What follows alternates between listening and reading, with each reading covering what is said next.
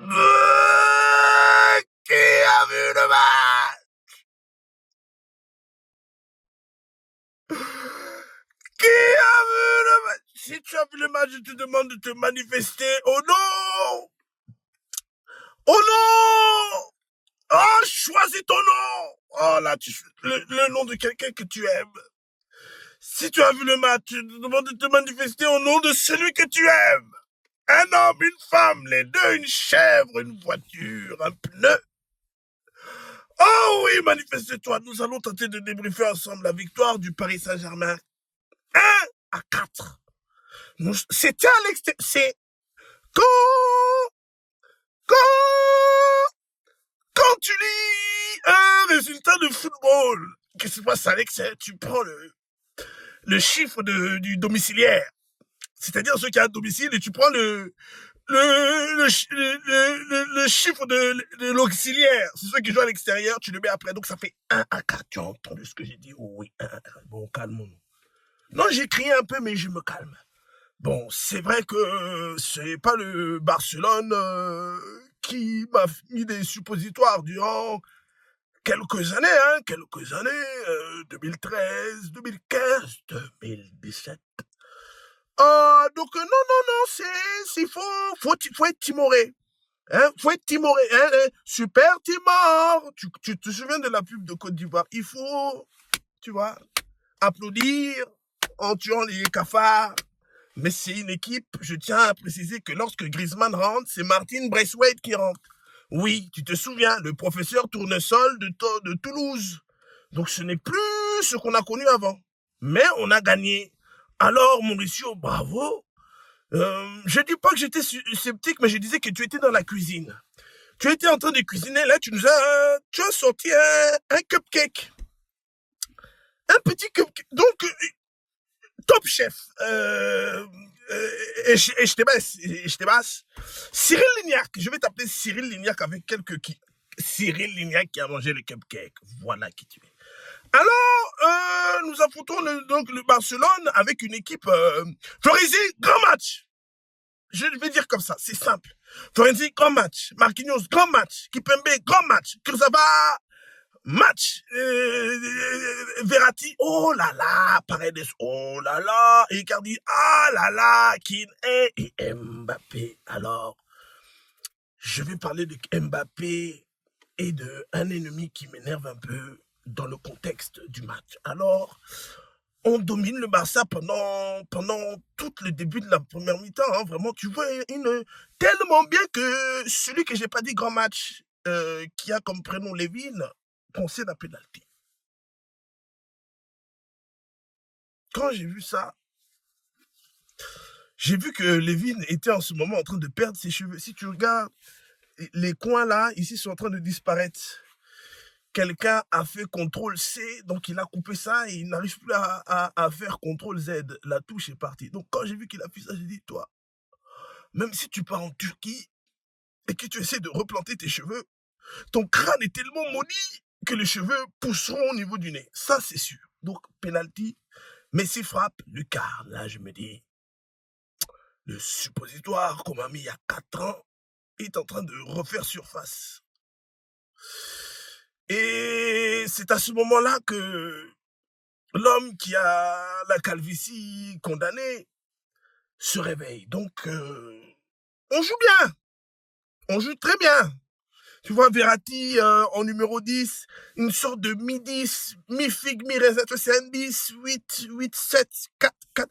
Un joueur bizarre, c'est-à-dire que c'est un métronome incroyable. Il dérange le milieu de terrain de Barcelone, Paredes est incroyable, et Gay.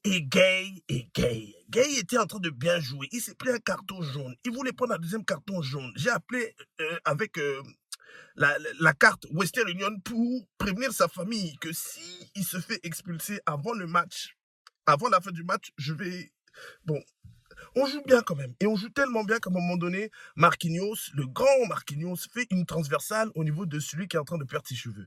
Et là, il fait quelque chose que je n'ai plus vu faire de longtemps. Il joue en une touche pour surprendre le latéral qui était sur lui, la remettre dans l'épée de Verratti, et Verratti a fait une calzone. Une calzone, si tu connais pas, c'est la pizza qu'on plie en deux et on te fait croire que c'est un nouveau produit et on te vend ça 45 €. Donc, ça veut dire que quand les défenseurs de Barcelone, Clément Lenglet en l'occurrence, a vu la pizza de Verratti, que lorsque la balle est arrivée, il a vu le pepperoni arriver. Il s'est dit, je vais attraper le pepperoni. Calzone! Le calzone était à l'extérieur, donc c'est-à-dire qu'il a fermé la pizza. La main de Clément Lenglet s'est fait subterfuger, arrive dans les pieds de Kylian, et là, Kylian décide de se souvenir de toutes les insultes que j'ai pu proférer en son nom, en son front, et il dribble toute la Catalogne. Toute la Catalogne dans la surface. C'est-à-dire qu'ils ont un gardien allemand qui jouait à Mönchengladbach. Il a dribblé Mönchengladbach. Il a dribblé Angela Merkel. Il a dribblé Emmanuel Macron. Il a dribblé son père. Donc il dribble intérieur droit, frappe du gauche. Si t'avais frappé comme ça contre l'œil, frappe du gauche, but. Oh, je suis devenu fou. Un partout. On domine Barcelone dans le jeu. Je dis, assis-toi, reste calme. Donc je reste calme comme ça, je reste calme, je regarde un peu ce qui est en train de se passer et tout. Et je vois que c'est la mi-temps. Donc un partout. Je pense que Mauricio m'a écouté. Il sort Gay, qui est reparti prendre son poste à responsabilité du côté des catacombes à Denfert-Rochereau, et il met Herrera. Je pense que la Ligue des Champions permet à certains joueurs de se retrouver, hein, parce que c'est un Espagnol, c'est un ancien de la Sociedad. Il voit Griezmann, il devait avoir un contentieux à l'époque où ils jouaient ensemble, parce que Herrera est bon. Il fait pas de faute bête, il touche pas la balle trop parce que c'est pas le plus grand des techniciens, il laisse ça à Paredes, il laisse ça à Verratti et il laisse la balle à Kylian Mbappé. Parce que Kylian était dans un moment où on l'a insulté, je l'ai insulté le premier. Mais là, c'était 180 millions, 180, la R5, vraiment, 180 chevaux, c'était le nouveau, parce que je sais pas c'est qui fait une transversale à Florenzi, vraiment à la limite du hors-jeu. C'est-à-dire que là, c'était Space Mountain. Tu sais, quand tu es à la limite de pouvoir faire l'attraction, tu sais pas si tu vas rentrer, tu es en train de prier devant, et puis tu vas faire l'attraction. Donc la balle arrive dans ses pieds. L'équipe est complètement déstabilisée de, comment ça s'appelle, de Barcelone. Donc ça tombe dans les pieds de Florenzi. Moi, je me dis qu'il va la mettre en une à Icardi parce qu'Icardi est seul. Il fait pas en une à Icardi et à Florenzi. Il fait pas une à Icardi. Donc je me dis, putain, ta merde italien. Mais il frappe fort la balle. Piqué, tu sais qu'en ce moment, bon, le gars a 78 ans. Bon, il a 34. Il a 34 ans. Mais tu sais, dans le football, quand tu as 34 ans, tu multiplies automatiquement ton âge par la circonférence du soleil. Donc, à l'heure actuelle, donc je te parle, c'est la nièce il a l'âge de la nièce de Duncan MacLeod. Donc, c'est-à-dire 78 multiplié par le nombre de jours dans l'année. Donc, il a beaucoup d'années.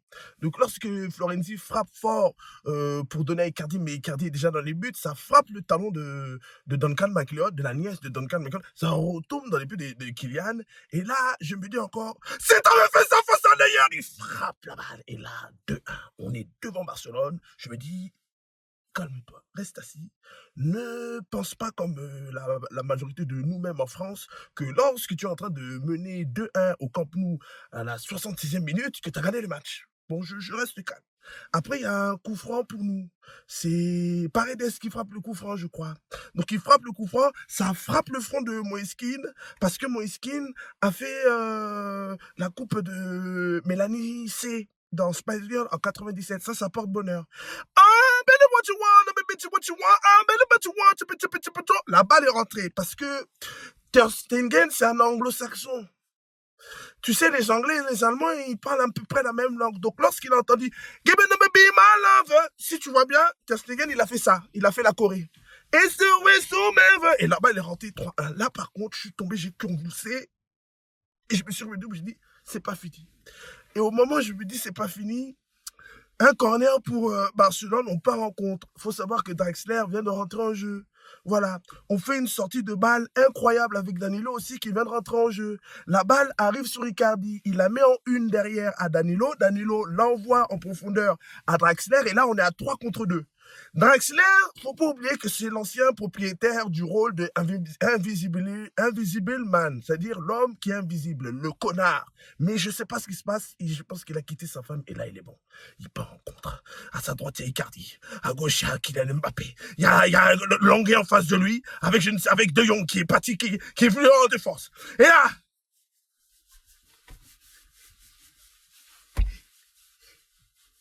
il décale Kylian. Et Kylian devient Jésus. Il a multiplié le pain en frappant la balle pour la mettre au fin fond de son cul. Voilà, c'est ça. Le suppôt qu'ils m'ont mis. C'est ça qu'il a fait, Kylian. Il l'a mis dans son cul. Et lorsqu'il l'a mis dans son cul, eh ben c'était fini. Il a mis un triplé. On l'a insulté à moins de 1 mois.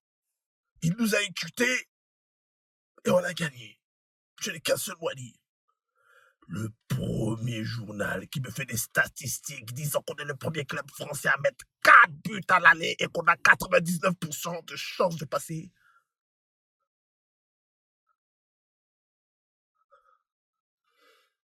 Je pense que j'ai même pas besoin d'annoncer la suite. Victoire du Paris Saint-Germain, 1-4. Match retour, on arrive.